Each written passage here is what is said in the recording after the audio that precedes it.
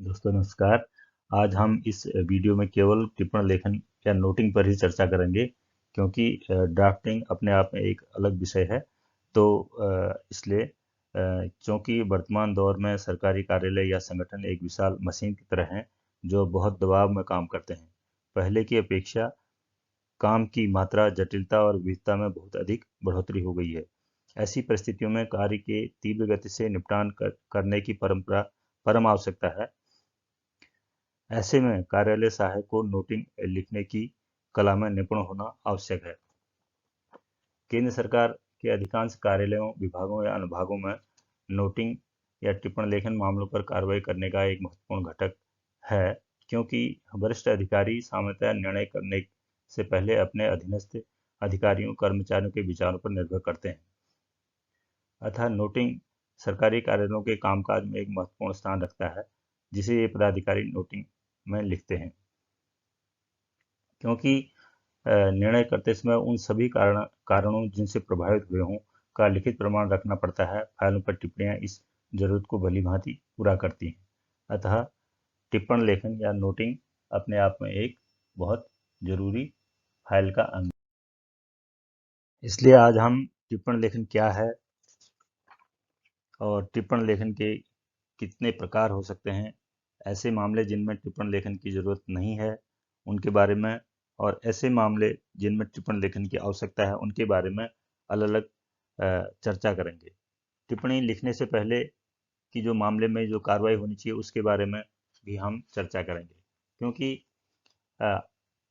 आवती आधारित मामलों में संबंधित कर्मचारियों को टिप्पणी लिखने से पहले यह जांच करना जरूरी है कि आवती में जो कथन कहे गए हैं वे जहां तक उनकी जांच हो सकती है वहां तक सही हैं, या उसमें तथ्यों की कोई गलती या गलत बयानी तो नहीं है।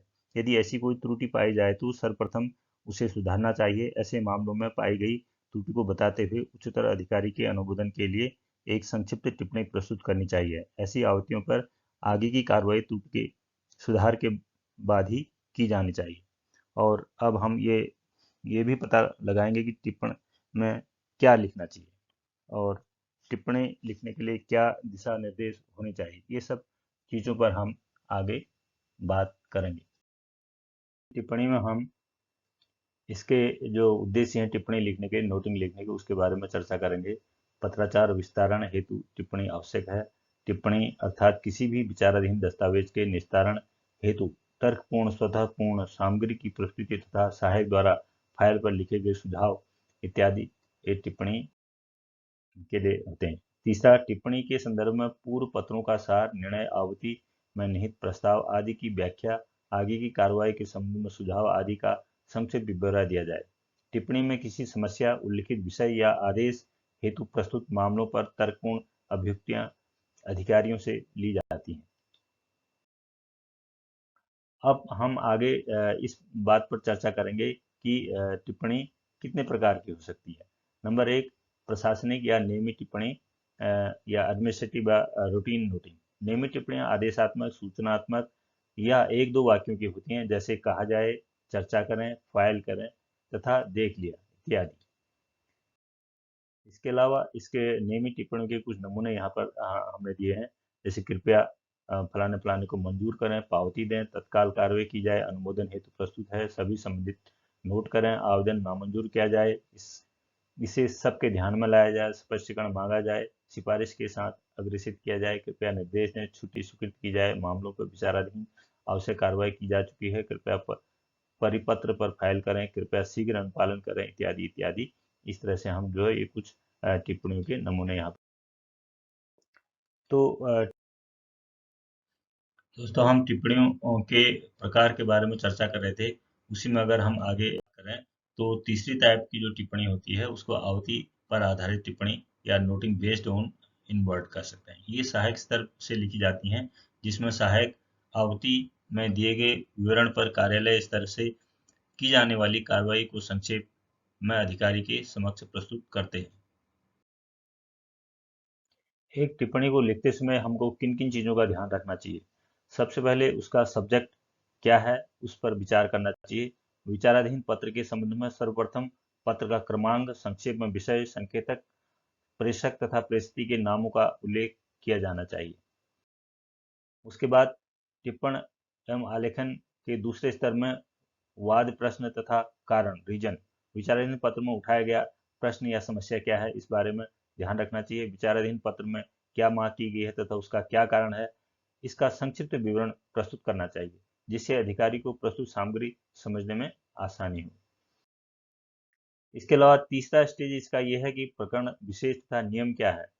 जो पत्र आया है या जिस पर हम टिप्पणी लिख रहे हैं या नोटिंग कर रहे हैं, उसके बारे में यदि कोई नियम हो उस संबंध में तो उसका उल्लेख करना चाहिए। संबंधित प्रकरण के संबंध में सभी तथ्यों का तर्कपूर्ण ढंग से विश्लेषण करना चाहिए। इस संबंध में लागू नियम व निर्देशों का विवेचन करना चाहिए। इस संबंध में पूर्व निर्णयों का भी उल्लेख किया जा सकता है कि कार्यालय की स्थिति क्या है।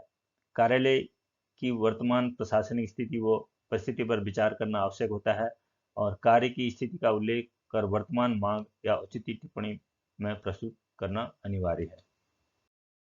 इसके अलावा तीसरा या चौथा फिर पांचवा स्टेज है सुझाव या सजेशन। जब ये सब चीजें लिख दी तो अब जो डीलिंग असिस्टेंट है उसको अपनी तरफ से भी सुझाव उसमें लिखने चाहिए।